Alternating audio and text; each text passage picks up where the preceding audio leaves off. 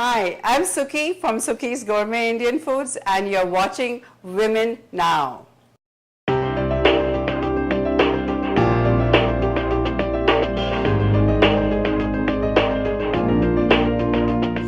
Hello viewers, we've all seen those yummy, delicious food of Suki's on the aisles of Costco and many other stores. I'm here delighted to be at the Haywards Production Center of Suki's talking to none other but Suki, the woman behind Suki's. Hi. Welcome to the show. We're so excited to be here today. Thank you. It's lovely to have you guys here. Now you have a phenomenal success story, turning your passion into a business and profit.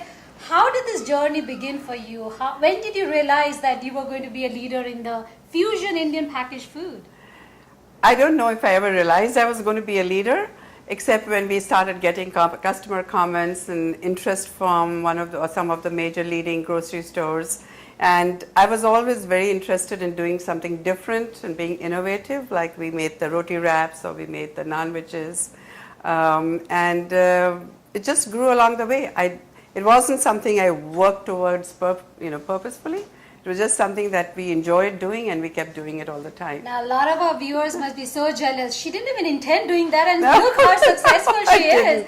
Now, how did you get into Costco? I know they're the queen of groceries. You know, you're Indian, I'm Indian. We believe in karma and we believe in kismet and we believe in the fact that what has to happen happens. Okay. And we had a gentleman go to one of our farmers market and said, I'm a broker for Costco and we want your naans and samosas. And that's where the journey started.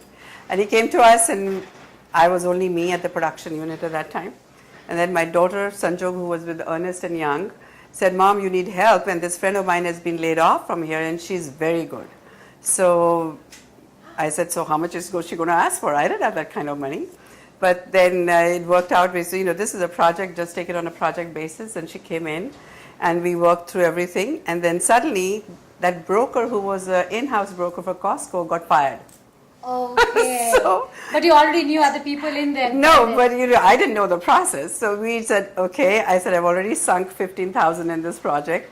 What do I do now? So Ketki and I, this was the girl who was working with me, and I always call her my business, daughter.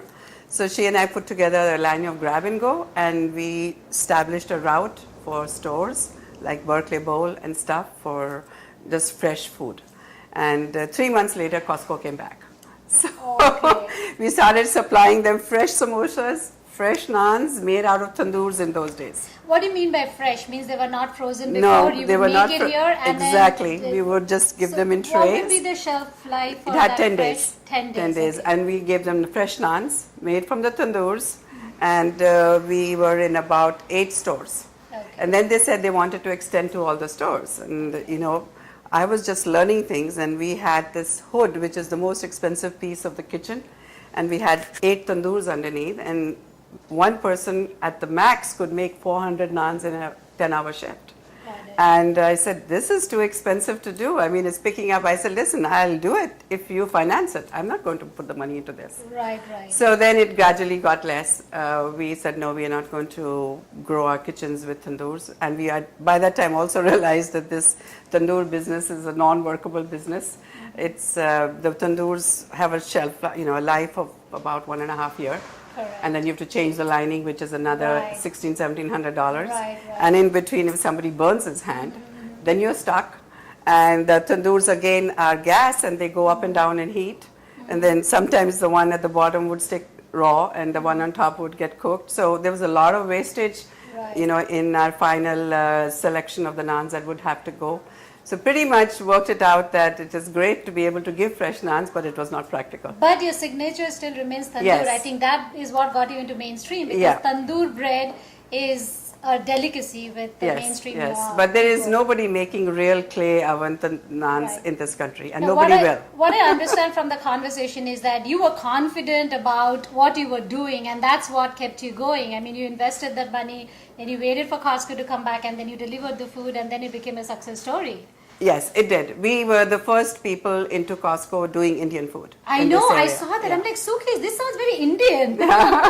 And whenever they wanted something, they came to us. But it was very slow, as Indian food was slow in the early days. Now, did you have to change the recipe because it was you are supplying at Costco? Did it have to be milder than usual Indian food? No, we did not do that. I realized very early on that the mainstream stream was ready for the real stuff. They did not want any make-believes, and we have never changed any recipes. Only thing is, like if I'm selling vindaloo, then the heat part is a little less. Okay. Everything else stays the same. The cardamom, the cloves, the bay leaf, the cinnamon, all stays the same.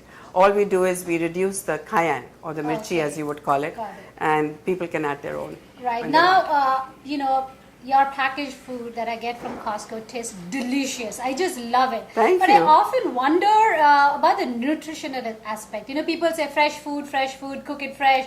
But I am a die-hard fan of your packaged food. I would eat it all the time if I didn't have to cook and just get it from there. Can you walk us a little bit through the difference in the nutritional aspect? There is no difference in that. In fact, if you take our packaged food and compare it with, people say, okay, so restaurant food. Nobody gives you nutritionals on restaurant food. Right. You go and you eat all the grease and you say this is great. Right. We have to develop a recipe from day one, taking the sodium and the fat content into consideration. Okay. We do not cross there are certain barriers and we do not cross them. Whatever we have to do to make the recipe workable within that nutritional framework, we do. Anything you buy at Costco, there are no preservatives in anything. The shelf life comes from nitrogen flushing. Okay. So that does not let any bacteria grow. It's an inert atmosphere, so it doesn't let any bacteria grow inside. Okay. So that's where the shelf life. It's just as good as you cooked fresh on your stove. Okay, so the myth about if it's frozen, it loses No, all I'm the talking nutrition. about refrigerated. Yeah. I'm not talking about frozen. Okay. And frozen also, depending on how you freeze it, how you pack it, the quality stays superb. I think there was one function of Narika a couple of years ago, and they wanted lunch.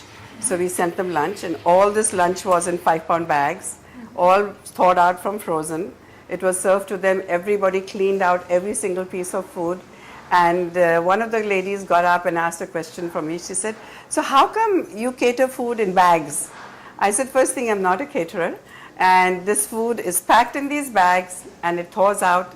And they were just wonderstruck to hear that it was all frozen and thawed out. It's how you pack it. Okay, can you walk us through the process? Yeah, How are we supposed I to will. keep the freshness intact? Sometimes we use it and then there's a leftover. What are we Okay, supposed that to do will with it? never come to the normal thing. What we do is we cook the food at 180 and we pack it at 180. That's the main thing, and we chill it within half an hour, within 1.5 hours to 40 degrees. Okay. That's what keeps it fresh. So 180 to 40 right away in half hour. 1.5 hours. Okay. Yeah, we have ice baths. We'll show you when you go inside, and then we have blast chillers. So the first temperature fall comes in the ice bath, and then we put it inside the blast chiller, and in 1.5 hours the food comes down to 40 degrees, and then we freeze it. Freezing the individual meals also, if you freeze them in a CO2 spiral freezer, the freezing is so fast, the grains of rice and everything stay perfect. Okay. Now, what about home cooked food? Sometimes we cook a meal and then there's a leftover. Sometimes we have parties and there's ton of food that we want to store. What's the best way to store that? Well, there is no best way to store food which has been sitting around for 3 hours. 3 hours or Yeah, more? so it would be better for you to give away the food. Dals and, they stay good.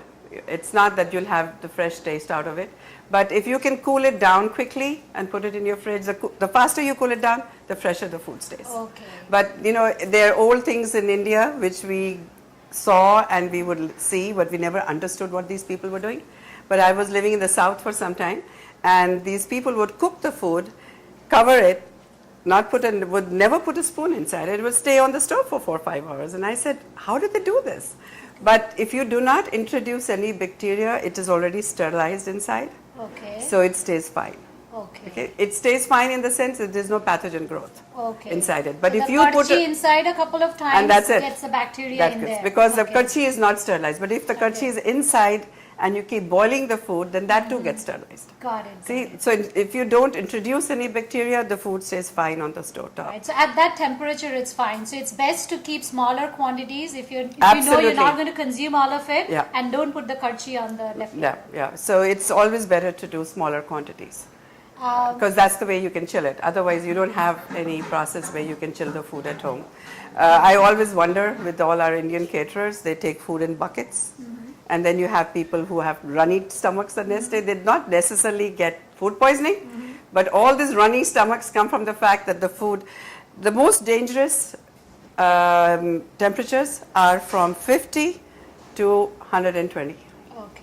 If the food is staying in that, you're growing pathogens and bacteria in it like anything. It has to be either under 40 or over 140. You go around looking at these caterers, they bring the food in buckets, and it's all within that range which the food is bad for you. Got it. So the first thing I would check when you have cater food, how do they bring the food to you? Okay. Do they bring it cold and heat it up there? Do they bring it in hot boxes at 140? Or are they carrying it in buckets? Okay. Any caterer who's going to give you food for $7 or $8 an hour per head is doing nonsense. Okay. You know, they can't do it right. They don't have refrigerated trucks, they don't have heated cabinets, and that's what they do. Now, throughout your experience handling so much food, packaged food, and turning your passion into such a successful business, share with us some of the learnings that you have had on this journey. Business-wise, food-wise? Let's get one from both. Okay. Well, business-wise is if you really have a passion for something and you think you've got something good, don't take no for an answer from people. There are lots of roadblocks which come your way. The first roadblock which came my way was, oh, you can't do anything at home. You've got to do it in a commercial kitchen.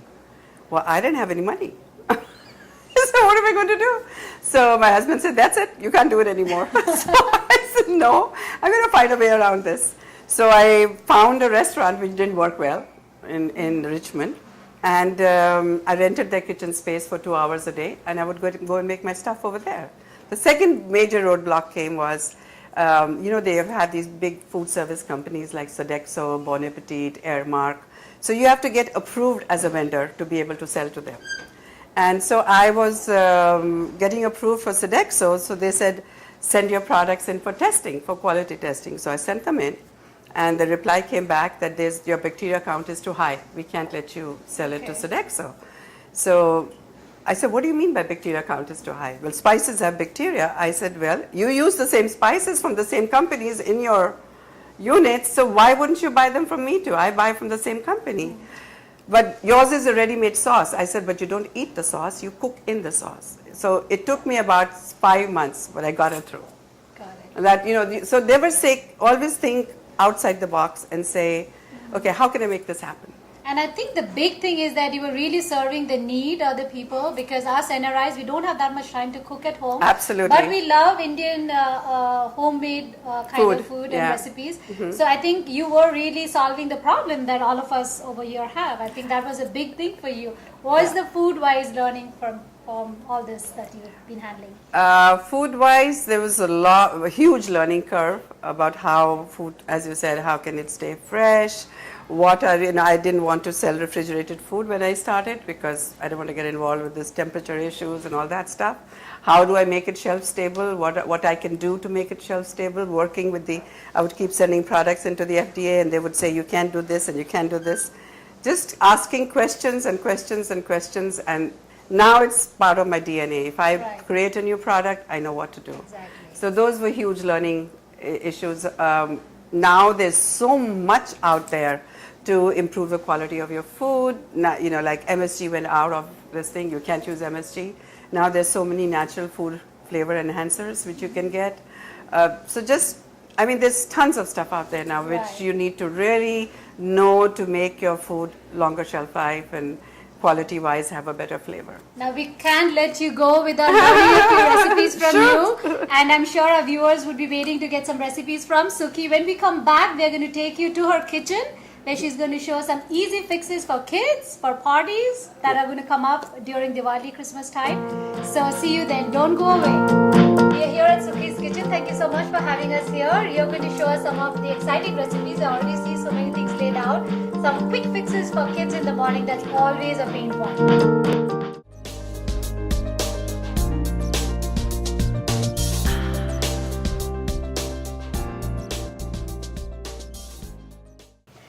Welcome back, viewers. We are here at Sukhi's Kitchen. Thank you so much for having us here. You're going to show us some of the exciting recipes. I already see so many things laid out.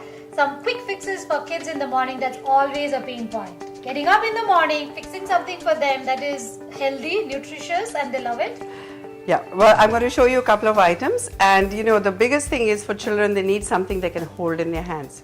They don't need a fork and a knife to be able to, eat over there. And so Grab and go. yeah, it's a grab and go. Basically, it's a grab and go. And I have my son, a grandson, who loves our chicken tikka masala non-veg, and every time he comes here, he says, Non-veg. That's what I want. We saw this non-veg. This looks amazing, and a friend of mine told me this is very tasty. yeah. So, what do you have in there? You're going to show us how to make a non-veg? Absolutely. Okay, let's go. We have it in about 6 different fillings, and I'm going to show you one of them. This is actually not launched yet. This is our next round.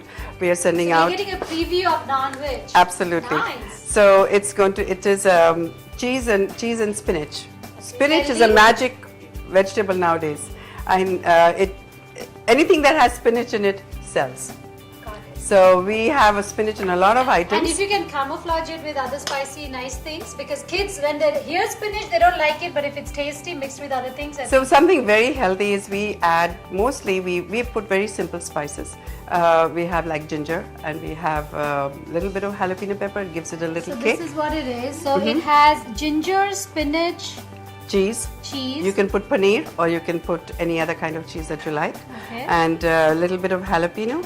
And then you can have it any flavor, like a little bit of fennel or cumin, whatever you like, whatever Right. your preference And you can is. cook it the night before and keep it in the You fridge. can make this stuffing and keep it for 3 or 4 days in the fridge. You don't have to Okay, make it and all every the time. time you want to make the non-veg, you Yeah, take it out. you and- just take it out, and you just put. These are the naans we make in house. They're all clean, no preservatives again, and that's all you do. And you wrap it up, and there's your non-veg. And this way you can do a lot of stuff. You can do spinach, you can do cheese, you can you have some leftover chicken at home.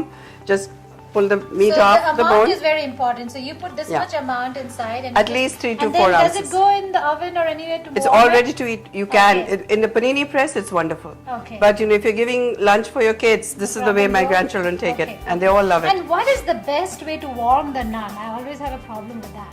The best way to warm the naan is under a broiler. Put a little bit of butter and Okay. put it under a broiler. And couple of minutes. Yeah. And Toaster then- or broiler. Okay. Toaster does very well as well. Just put it inside a place. Doesn't get hard.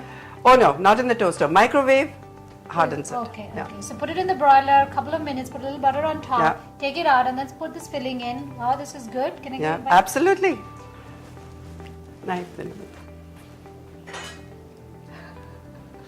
Wait, I'm going to take another bite. No! And you can add chutney or pickle depending on what you like to have. You want it sweetish, you want it spicy, add a little bit of layer of mango pickle. Nice. Sweet, you put in tomato chutney, jalapeno chutney, whatever you like.